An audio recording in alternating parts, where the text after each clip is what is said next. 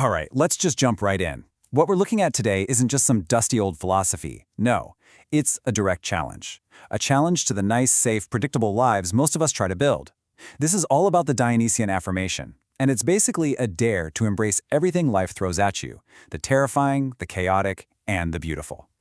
Yeah, the source material for this one, it does not pull any punches. It starts right off with an accusation. It's saying that we've built these little cages for ourselves out of comfort and safety, but in the process, we've locked out the very things that make life intense and vibrant.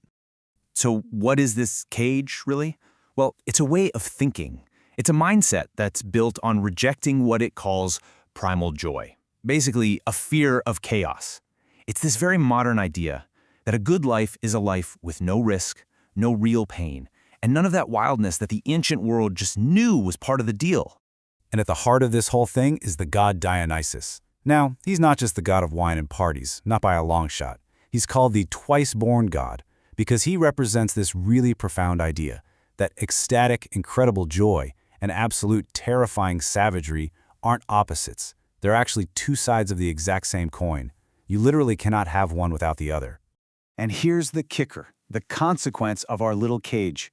By running away from the savage, primal, dangerous part of life, what the source calls the eater of raw flesh, you don't actually find true safety. You just lose.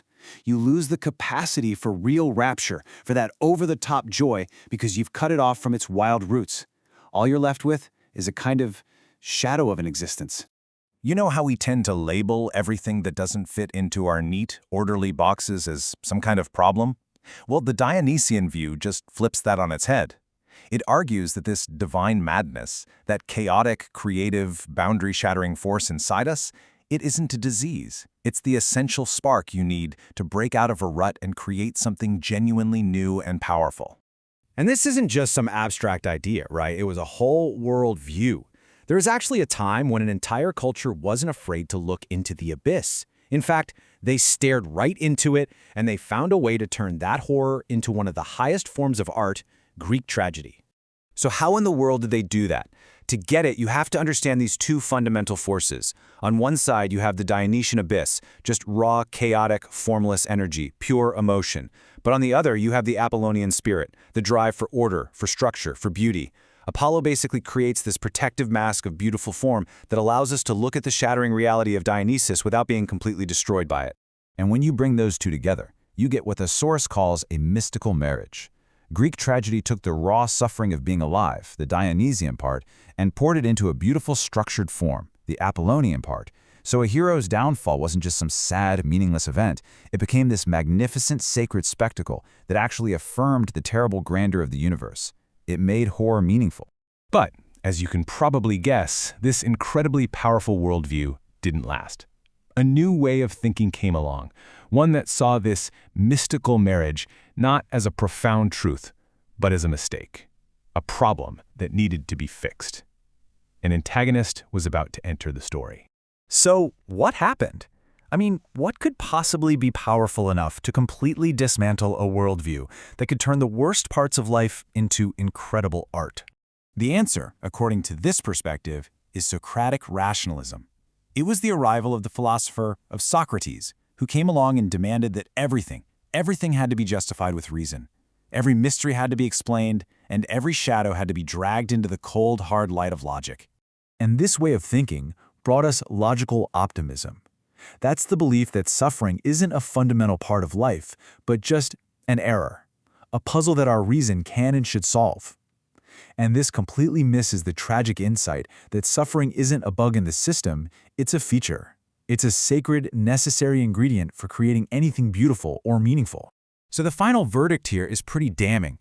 This Socratic demand for rational proof for everything is seen as a slander against life itself. By insisting that only the logical and knowable is real, it cuts us off from the mythic, chaotic, primal sources of our own vitality. And it leaves us as prisoners, unable to say a full-throated yes to life in all its messy totality. But this story doesn't just end in despair. It actually offers a path back, a way to reclaim that heroic stance even in our modern, rationalized world. It's a call to action. The goal, then, is to develop a tragic disposition. Now, this has nothing to do with being pessimistic or sad. It's the absolute opposite. It's the incredible strength to find joy and laughter, not by avoiding the storm, but by learning how to dance right in the middle of it. It's about affirming life precisely because it includes chaos and suffering. And this all leads to the ultimate peak, the concept of amor fati. It literally means a love of one's fate. And this is the ultimate challenge, to not just put up with your life, but to actually love it, to want nothing about it to be different. Not the good parts, not the bad parts, none of it. To embrace the whole package, no subtractions, no exceptions. So how do you even begin to do that? Well, it's a huge shift in perspective. First, you have to stop trying to find an escape hatch from the difficult parts of reality. Second, you start to see your tragedies not as things that weaken you, but as the very fires that forge your strength and character. You embrace the whole messy sum of it all. And through that embrace, you can actually transform agony into a source of vitality. And that is the final demand. It's about having the courage to look at everything, your life, the entire universe, with all its horror and all its beauty, and to see it not as a flawed project that needs fixing, but as a finished masterpiece of tragic grandeur, perfect just as it is. And so we are left with this one final question. And it's the ultimate test of this entire philosophy. I mean, it's easy to love the parts of your fate that bring you happiness, but can you go all the way? Can you learn to love the whole thing, to say yes to an existence that, by its very nature, absolutely includes your own inevitable end?